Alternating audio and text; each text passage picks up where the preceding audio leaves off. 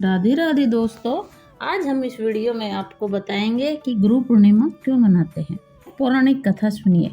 वर्षा ऋतु के आरंभ में जो पहली पूर्णिमा पड़ती है वो आषाढ़ मास की गुरु पूर्णिमा होती है। उस पूर्णिमा को गुरु पूर्णिमा कहते हैं। हिंदू धर्म में गुरु पूर्णिमा का बहुत महत्व है। गुरु पूर्णिमा वर्ष की एक ऐसी पूर्णिमा है जो सभी आध्यात्मिक और अकादमिक गुरुजनों को समर्पित है। इस दिन को मनाने के संदर्भ में मुख्यतः दो पौराणिक कथाएं प्रसिद्ध हैं।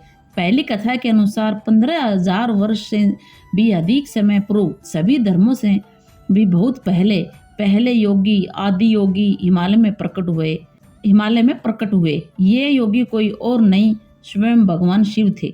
भगवान शिव ने योग की सिद्धि प्राप्त की थी। साधारण दिखने वाले योगी का तेज और व्यक्तित्व असाधारण था। इस अद्भुत परमानंद की स्थिति में उन्होंने हिमालय पर आनंद तांडव नृत्य किया था। फिर वह पूरी तरह से शांत होकर बैठ गए। उन्हें देखने से जीवन का कोई लक्षण नहीं दिखता था, मगर कभी कभी आंखों से परमानंद के आंसू जरूर बहा करते थे। भगवान शिव के इस अद्भुत नृत्य को देखकर सभी के मन में जिज्ञासा जाग उठी कि आखिर ऐसा क्या हुआ कि वे आनंदित होकर झूम उठे और अद्भुत नृत्य कर रहे हैं। लोगों की उत्सुकता बढ़ी और इसे जानने के लिए धीरे धीरे देव, दानव, गंधर्व, किन्नर, ऋषि और मनुष्य उनके पास पहुंचे। लेकिन शिवजी ने उन पर ध्यान नहीं दिया, क्योंकि वे इन लोगों की उपस्थिति से पूरी तरह से अनजान परमानंद में लीन थे। उन्हें ये पता ही नहीं चला कि उनके आसपास क्या हो रहा है। देव, दानव, गंधर्व, किन्नर, ऋषि और मनुष्य सब प्रतीक्षा करते रहे कि भगवान कुछ बोले और इस अद्भुत नृत्य का कुछ रहस्य बताए। लेकिन भगवान शिव को इनकी कोई सुध ही नहीं थी और वो तपस्या में लीन थे।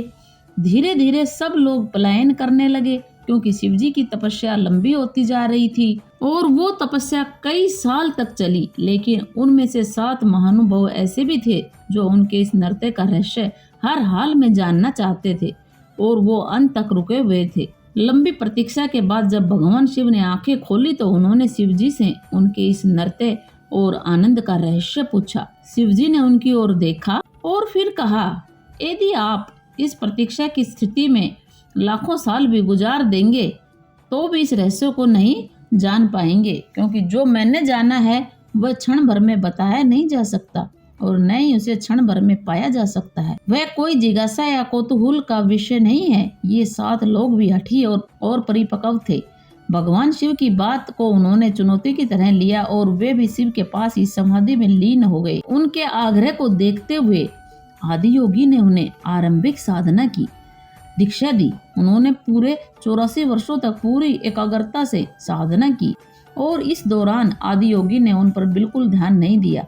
फिर दीक्षांश के आरंभ के समय आदि योगी ने पाया कि वे ज्ञान पुंज की तरह जगमगा रहे हैं और फिर 28 दिन तक उनका निरीक्षण करने के बाद शिवजी ने अगली पूर्णिमा पर उनके गुरु बनने का निर्णय लिया। इस तरह शिवजी ने स्वयं को आदि गुरु के रूप में रूपांतरित कर लिया।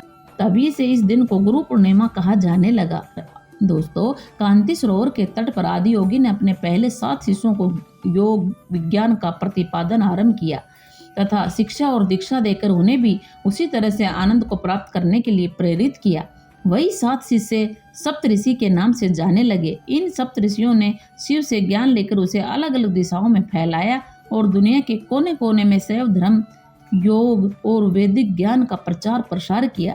इन 7 ऋषियों ने ऐसा कोई व्यक्ति नहीं छोड़ा जिसको शिव कर्म परंपरा आदि का ज्ञान नहीं सिखाया। आज विश्व के सभी धर्मों में इसकी झलक देखने को मिल जाती है। शिव ने ही गुरु और शिष्य परंपरा की शुरुआत की थी, जिसके चलते आज भी नाथ, शैव, शाक्त आदि सभी पंथों में उसी परंपरा का निर्वाह होता आ रहा है। आदि गुरु शंकराचार्य और गुरु गोरखनाथ जी ने भी इसी परंपरा को आगे बढ़ाया। दूसरी कथा के अनुसार महर्षि वेदव्यास जी का जन्म गुरु पूर्णिमा यानी आषाढ़ी पूर्णिमा के दिन हुआ था और उनको भगवान विष्णु का अंश माना गया। वेदव्यास जी की माता का नाम सत्यवती और पिता का नाम ऋषि पराशर था। महर्षि वेदव्यास जी को बचपन से ही अध्यात्म में बहुत रुचि थी।